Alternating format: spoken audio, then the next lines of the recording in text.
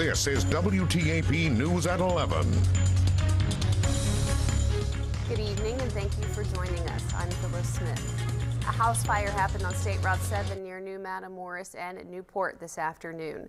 According to the chief of the Little Muskingum Volunteer Fire Department, Justin Grossclose, the call for the fire came in around 2 o'clock. The house was fully engulfed when they got there and is a total loss. He said nobody appeared to be hurt and everyone made it outside of the house. Crews worked until 8:30 tonight to put out the fire. The cause of the fire is still unknown. The Little Muskingum, Grandview Township, Belmont, and St. Mary's volunteer fire departments all responded to the scene. Turning to the weather now, meteorologist Kirk Greenfield joins us now with a look at your first alert forecast. Kirk? Very chilly temperatures as we slip below freezing at this point. The temperatures, again, for the most part, just below freezing. When we take a look at the area, a lot of 31s on the board.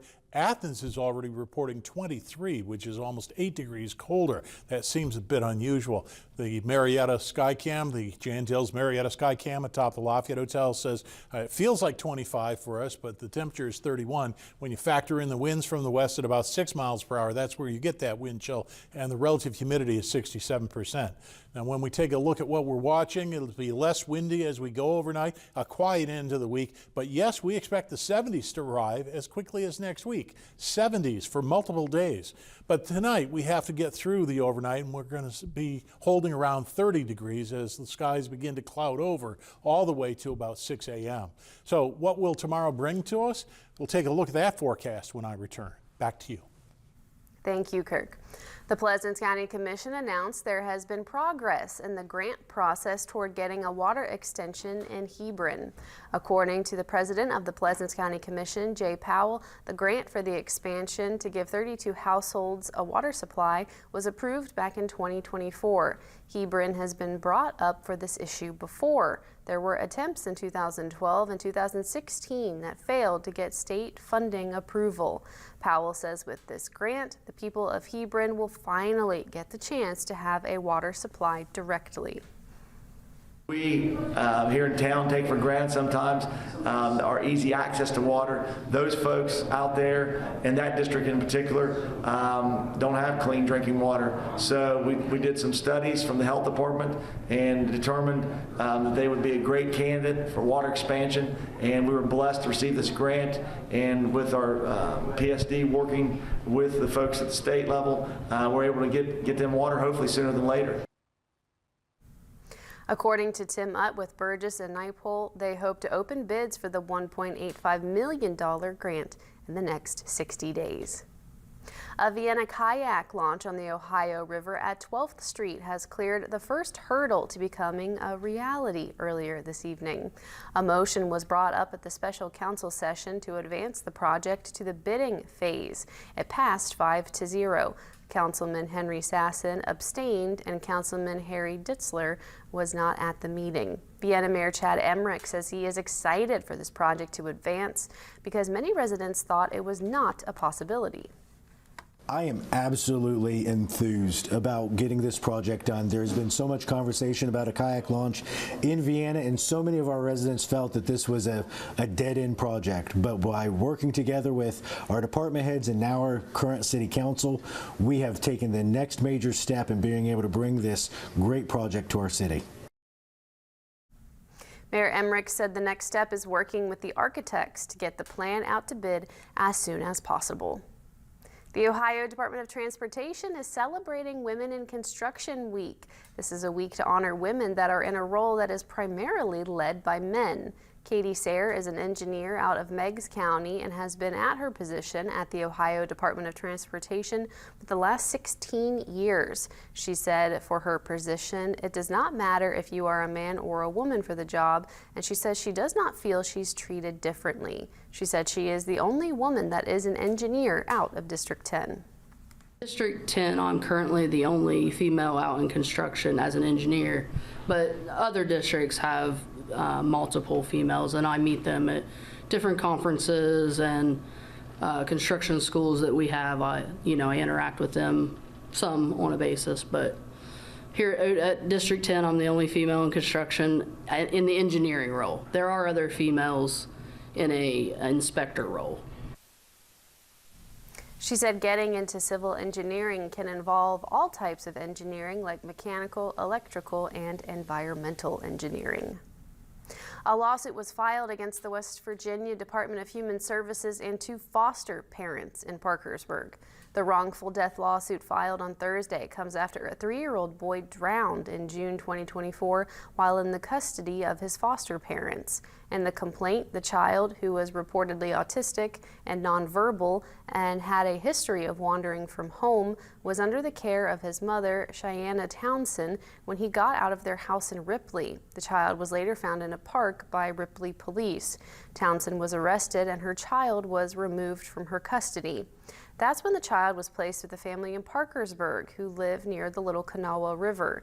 The complaint says that Townsend had a supervised visit with her son in June, and she allegedly pleaded to have her son returned to her and raised concern about the boy's safety. Later that very evening, the child wandered out the back door and was found unresponsive near a dock in the water, according to the Wood County Sheriff's Office. The Sheriff's Office says no charges were filed and the investigation was closed. Attorneys John Morgan and Wesley White, representing Townsend, released a statement about the lawsuit, saying, in part, Cheyenne Townsend is a loving mother who understood her son's needs and tendencies better than anyone and was the best person to care for him and ensure his safety. Her lawsuit alleges that the decision by CPS to remove her son from her custody and place him in a foster home with the predictably unsafe conditions was a deadly mistake. His untimely and tragic death has left his family completely devastated, end quote. According to the documents, the defendants will have 30 days to respond to the lawsuit. This is a developing story, and we will continue to follow it and provide you with more updates. West Virginia Attorney General J.B. McCuskey made a visit to Parkersburg early this afternoon, and he met with officials from Wood and surrounding counties. McCuskey has been hosting these meetings across the state to act as an opportunity for local leaders to voice the concerns of the people they represent. Some of the issues that were brought up involved child care in the state, the stresses of economic development, and how the drug epidemic impacts children of parents struggling with substance abuse. The main topic that was discussed during the meeting involved substance abuse and recovery homes. And so particular here in Parkersburg and in Wood County, this is a real problem. And our office has hired a Director of Substance Abuse and Recovery Outreach. And Josh was here to talk to them about what his role is within our office and how we can be of assistance to communities that are trying to help addicts.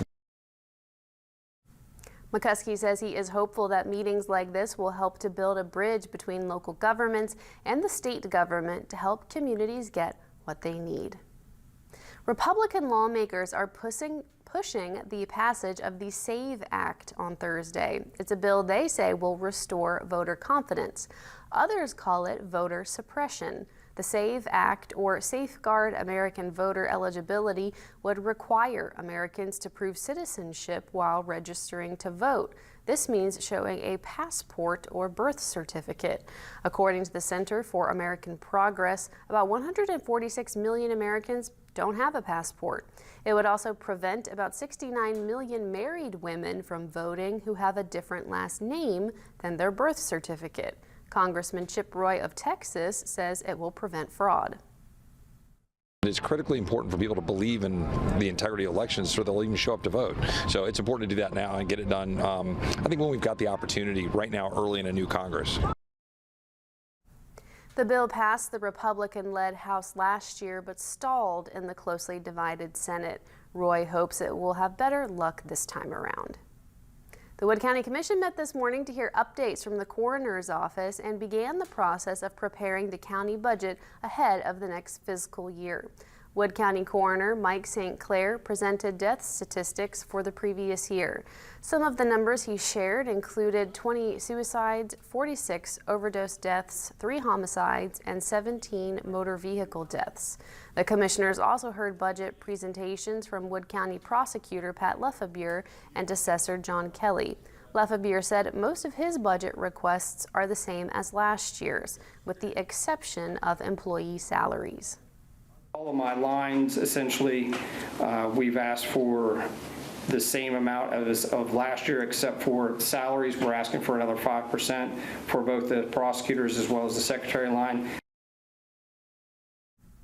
Assessor John Kelly is also seeking raises for employees, as well as funding to hire one new staff member to help release a veteran employee who recently retired.